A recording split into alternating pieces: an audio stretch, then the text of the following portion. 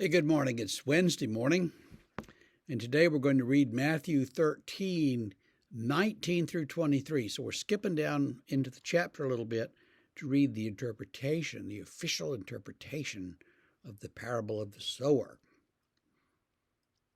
And it starts off and says, "When anyone hears the word of the kingdom and does not understand it, the evil one comes and snatches away what's been sown in his heart. That's what was sown along the path. As for what was sown on rocky ground, this is the one who hears the word immediately, receives it with joy, yet he has no root in himself, but endures for a while, and when tribulation or persecution arises on account of the word, immediately he falls away. As for what was sown among thorns, this is the one who hears the word, but the cares of the world and the deceitfulness of riches choke the word, and it proves unfruitful. And as for what was sown on the good soil, this is the one who hears the word and understands it, and he indeed bears fruit and yields, in one case 100-fold, in another 60, and in another 30.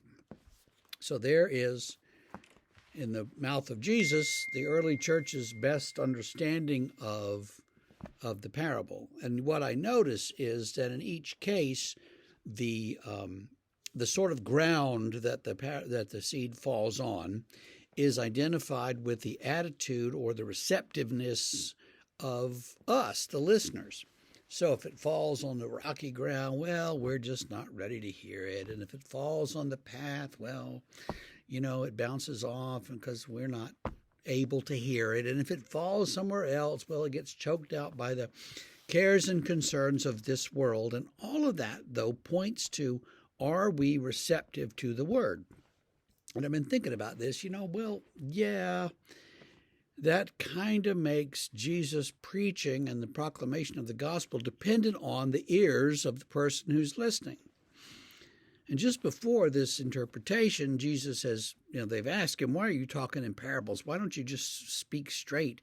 And he goes through this thing with the prophet Isaiah and says, you have to talk to people in a way that if they've got ears to hear, they can hear it. If they don't have ears to hear, they won't hear it, and it'd just be mysterious to them. And okay, Jesus, that's the way you want to do it. That's the way it's done. And are there other ways to read this parable? Well, the thing that gets me is that the sower just goes out and spreads the word everywhere. The church doesn't do that. We think we do, but we don't. Raise your hand if you've ever seen a church have a revival. Anyone? If you've ever been to a crusade. Anyone? Those things are set up so that anyone who wants to can come. What about the people who don't want to come?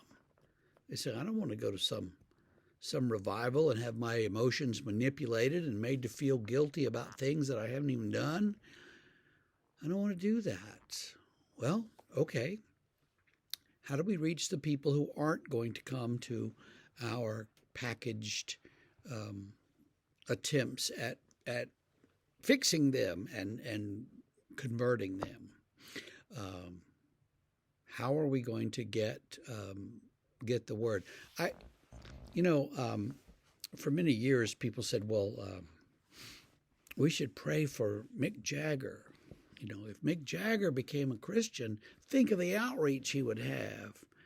And somebody else said, if Mick Jagger became a Christian, he wouldn't have any fans because his fans are people who like his music. And if he changed to some sort of Christian music, nobody would listen. Case in point is back around 1980 when Bob Dylan got heavily involved with the church and began to write gospel songs. And at his concerts, the people who showed up didn't want to hear those gospel songs. They wanted to hear the old songs. And he had a very hard time for a few years. Of course, being Bob, he changed his style again once he'd kind of gotten gospel out of his system, and he started writing ballads. And so, the point is that someone in the secular world who becomes Christian is not going to suddenly convert the secular world. The secular world is going to say, you're crazy, and go on to someone else. And so how are we going to convert this world? How are we going to change this world? It's got to be done one person at a time, I think. My recent visit to Ireland, that was one of the things that I kept hearing was you have to really deal with people one person at a time, which means you have to be their friend. You can't just drag them into a church that's a strange situation, an unfamiliar situation, and then sing songs that they've never heard before, and then preach at them and expect them to be converted. It's just not the way it works. But you be their friend, and they trust you, and then they'll come in and maybe ask you questions or something.